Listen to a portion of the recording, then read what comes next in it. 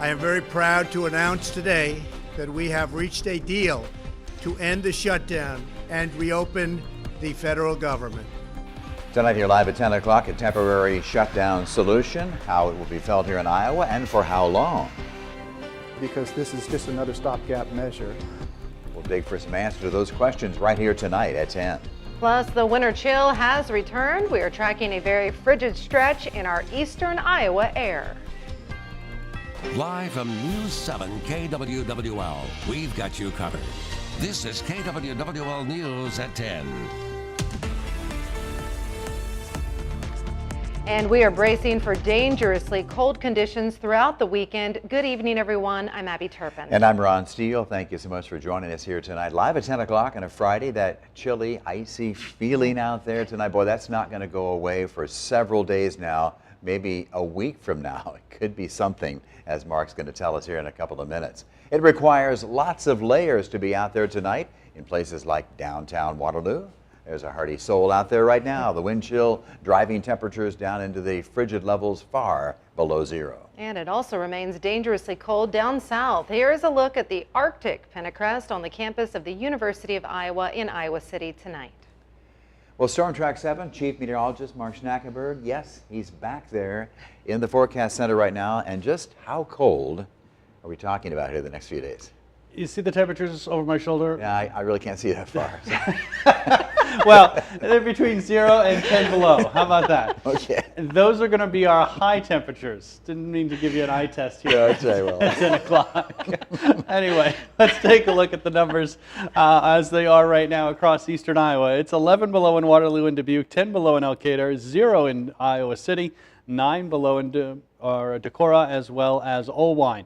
A little bit of a breeze, just a slightest breeze. We've got wind chills in the teens and 20s as you walk out the door. Now, the weekend, an isolated snow shower possibility, maybe a dusting of snow in some locations. Temperatures above zero, actually a little warmer than today.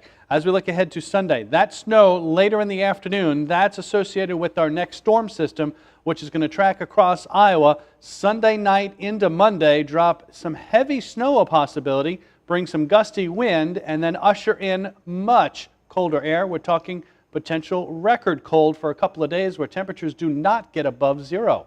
We'll talk about that in your Storm Track 7-day forecast.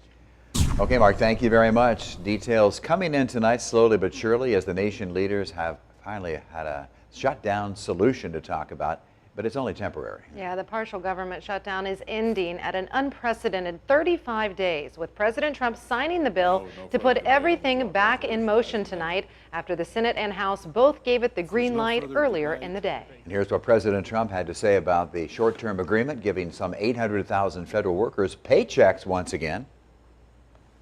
I will make sure that all employees receive their back pay very quickly or as soon as possible.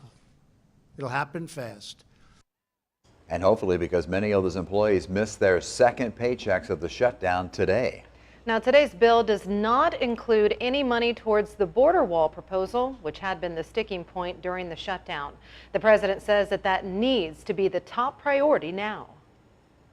If we don't get a fair deal from Congress, the government will either shut down on February 15th again, or I will use the powers afforded to me under the laws and the Constitution of the United States to address this emergency. The president also thanked all of the government workers who kept coming to work during the shutdown for their devotion.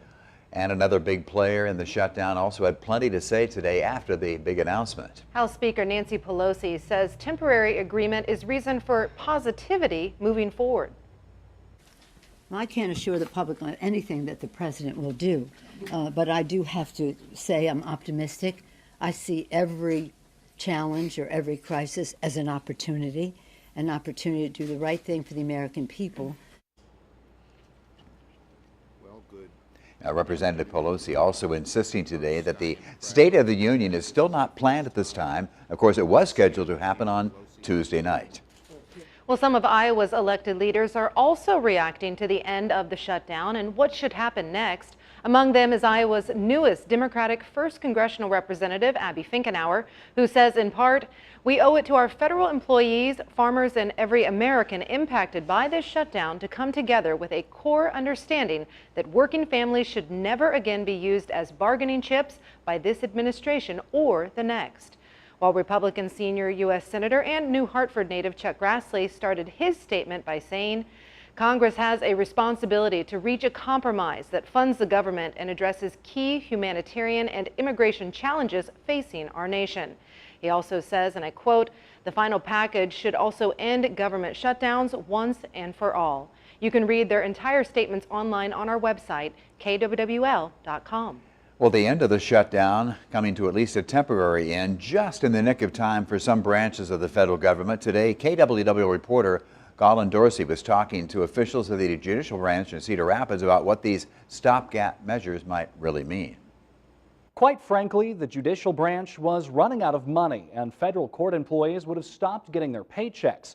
This stopgap plan will at least get them through the next few weeks. It would have been an IOU. 35 days into a partial government shutdown, and the federal judiciary system was on the brink of being penniless. I met with U.S. District Clerk of Court Robert Phelps at the Federal District Courthouse in Cedar Rapids. He says they've been running on savings since December. Federal judiciary has money that they collect from fees, and there's some money that they've saved from prior year funding that we've been able to use as a stopgap measure to pay the employees. That money would have ran out next week. President Donald Trump announcing a temporary end to the government shutdown, promising to restore government funding until February 15th. Phelps says even if they had ran out of money, there would be little the public would have noticed. The federal court, by and large, continues to operate regardless of whether we get paid or not. There are certain requirements in the Constitution and the laws of the United States where we're required to continue operating the criminal justice system and keep things moving. However, the announcement to reopen the government is only a temporary one, just 3 weeks to find a more permanent solution. Phelps says the threat of doing it over again puts a lot of strain on government systems reliant on those federal dollars. There's a lot of additional work and stress that's going on behind the scenes anyway, because this is just another stopgap measure. The budget was supposed to have been passed back in October. Phelps says the federal court system has been working on a contingency plan to continue operations if the money did run out.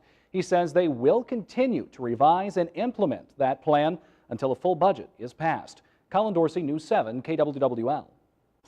Colin, thank you. So this is the window that President Trump and Democratic leaders of Congress are working with for the next deal. 21 days until February 15th hits, and that is when another shutdown would begin. Of course, we will keep you updated on a nightly basis on the progress of what both sides hope is a more permanent deal. On the national political scene tonight, a former Trump 2016 campaign advisor has been indicted and arrested with charges tied to Special Counsel Robert Mueller's investigation into alleged Russian meddling during the election. But Roger Stone said today he will not be turning against the president. Well, I intend to tell I will plead not guilty to these charges. I will defeat them in court. I believe this is a politically motivated investigation. Roger Stone does face 7 counts, though he allegedly told and informed Trump campaign officials that he knew that WikiLeaks had information damaging to Hillary Clinton during the months leading up to the 2016 election. Here in Iowa, a congressman will make his first public appearance since he came under fire in the national spotlight. That's right, 4th District Congressional Congressman Steve King, a Republican, set to host his first town hall of this year. Now, Steve King will be in Primgar, Iowa. That's over in O'Brien County. Congressman King has been criticized even by fellow Republican lawmakers recently after some racially based comments had been printed in an article in the New York Times earlier this month. And tomorrow's town hall will start at 9 at the Primgar Community Building. Continuing coverage here tonight, live at 10 o'clock, is a man who has already been convicted of 1 murder, has been found guilty of committing another one as well. Curtis Jones has been found guilty of his 2nd murder in a 3-month span. A jury in Iowa City found Jones guilty in the death of 34-year-old bail bondsman Jonathan Whistler, who officials say the body was found back in April of 2017. Now remember, Jones was already serving a life prison term in the death of cab driver Ricky Lilly. Lilly's body was found in June of 2017 in Iowa City. Now, Jones was convicted of first-degree murder in that case by a jury in Scott County. Well, now to a developing story tonight. A central Iowa community already hard hit by tragedy in the past year is hoping to avoid another. Marshalltown authorities are offering a reward in the search for this 13-year-old boy tonight. They say Corey Brown walked out of his family's house late Tuesday after an alleged argument and has not been seen since. Now, just last summer, you will remember that Marshalltown took a direct hit from a damaging EF3 tornado. And now, in the depth of winter temperatures, police there are asking everyone, check your properties for any sign of Corey. We don't know where Corey's at this point, and anything's possible, okay? And it's kind of like searching for a needle in a haystack, and so we have to look everywhere. Now again, here is Corey's picture and the details of his disappearance. If you have any information, please contact the Marshall County Crime Stoppers. That number is right there on your screen. A $1,000 reward is being offered for any information leading to Corey's return. Well, coming up here tonight on News 7 live at 10 o'clock on KWWL, a moving tribute today for a local man who has been serving those who have been serving themselves. We'll tell you more about Kevin Dill. I'm tired. And I'm just ready to go home, but that's okay. So thank you for allowing me to do that. More on the community leaders touching farewell today in Cedar Falls. That is coming up in just a moment. And Storm Track 7 Chief Meteorologist Mark Schnackenberg will have the terrific forecast on the way tonight as we take a live look over Decorah on this Friday night. You're watching News 7 KWWL. We've got you covered in Ainsworth, Anamosa, Aurora, and of course your hometown. This is KWWL News at 10 with Ron Steele, Abby Turpin, Storm Track 7 Chief Meteorologist Mark Schnackenberg, and Sports with Rick Coleman.